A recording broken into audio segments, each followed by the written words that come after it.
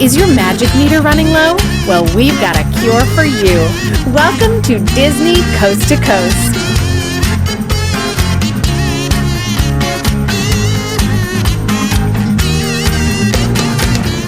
Hey folks, and welcome to Disney Coast to Coast, the ultimate unofficial Disney fan podcast. I'm Jeff DePauli, and welcome to the House of Mouse headlines for the week of September 20th, 2020, brought to you by laughingplace.com, your up-to-date resource for the latest Disney news every day of the week.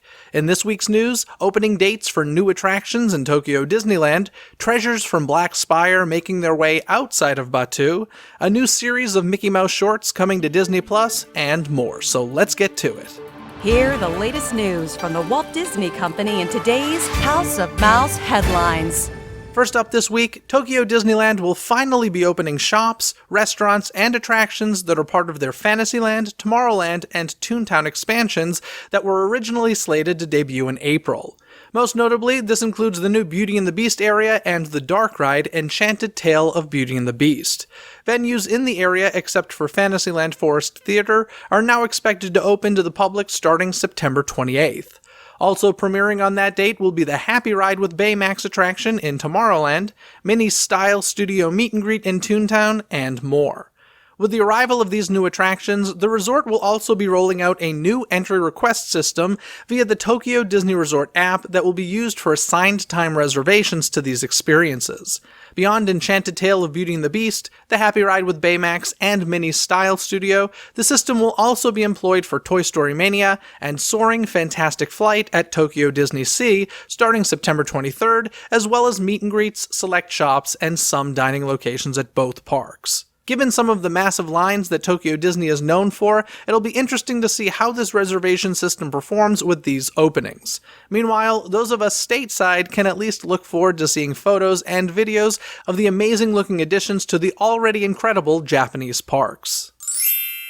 Over at Disneyland Paris, in addition to the previously announced Halloween and Christmas plans, the resort will also be celebrating its annual Heritage Days, albeit in a virtual fashion. On September 19th and 20th, so today if you're listening to this when it comes out, guests around the world can enjoy videos revealing behind-the-scenes secrets of costumes worn by the park's animatronic figures. The celebration also includes a guided tour of Park Disneyland. To access this program, guests can visit athome.disneylandparis.com/en on the specified days. As for the physical parks, they'll be welcoming the Halloween season from September 26th through November 1st, and the winter holidays from November 7th, 2020 until January 10th, 2021. As the Disneyland Resort remains closed, pressure is now mounting on California Governor Gavin Newsom to allow the resort and other theme parks to reopen under new health and safety guidelines. Most recently, the city of Anaheim asked Governor Newsom for swift action, citing a $100 million budget deficit for the city caused in large part by the resort's now 6-month closure. Additionally, Orange County recently moved from the purple widespread tier to the red substantial tier and the state's color-coded risk system, denoting an improvement in infection and testing numbers. For his part, Governor Newsom says that an announcement regarding theme park reopenings is coming, quote, very soon, although no specifics or dates have been revealed. Even though Disneyland Park and Disney California Adventure are closed, Downtown Disney continues to operate. Plus, this week, the district saw some imports from Batuu arrive at a new location. Currently, the Star Wars Trading Post has taken over what was the Wonderground Gallery and is now stocking items that would typically be found in Star Wars Galaxy's Edge, including Kowakian monkey lizards, kyber crystals, plushes, and much more. On top of that, Disney has also announced that some Batuuan items will soon be available on Shop Disney, as well as at Disney Springs at Walt Disney World. So if you can't make it off-planet anytime soon, at least you'll have some new ways to obtain such treasures from Black Spire. In other Disney Parks merchandise news, Walt Disney World now has some exclusive new plush toys, although you can't just buy them. Instead, you'll need to test your skills and luck at the Fossil Fun games of Chester and Hester's Dino-Rama at Disney's Animal Kingdom. In addition to some stuffed versions of prehistoric friends bearing Dino Institute and Dino-Rama logos, there are also figures depicting Mickey and Minnie donning their own Dino Institute tees. Currently, only 2 of the games in the area, Comet Crusher and Brontoscore, have reopened. Also, keep in mind that not all of these items will be available in the size that corresponds to your prize. By the way, if you want to dig deeper into the fascinating and lesser discussed backstory of Dinoland USA, be sure to check out my recent conversation with Chris Reed on Disney Coast to Coast episode number 757. Just in time for Mickey's 92nd birthday this November, Disney Plus has announced that a new series of shorts starring the famed mouse will be coming to the streaming service. The first entry in the Wonderful World of Mickey Mouse series will premiere on November 18th, followed by 2 more shorts every Friday starting November 27th. In all, the first set will contain 10 shorts, followed by another 10 that will arrive in the summer of 2021. This new series hails from the team behind Disney Channel's Mickey Mouse cartoon shorts. Each 7-minute cartoon promises laugh-out-loud comedy, modern settings, timeless stories, new music, and the unmistakable classic art style of the Mickey Mouse shorts. They'll also include stories inspired by various lands at Disney parks and cameos by classic Disney heritage characters.